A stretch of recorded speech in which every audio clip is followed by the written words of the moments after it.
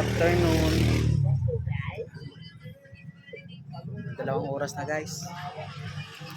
Guys, 2 oras na ikot-ikot. Tornado na minsan na yan. Guys. 2 oras guys. Pang 3 oras ito lutuin para lutong-luto siya.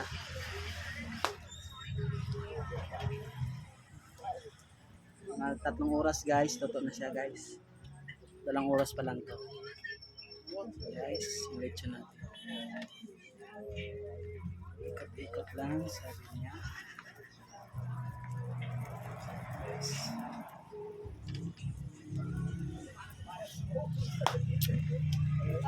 Ito lang guys, yung panto mamaya guys, pakita ko na kung paano ko siya kukunin sa apoy.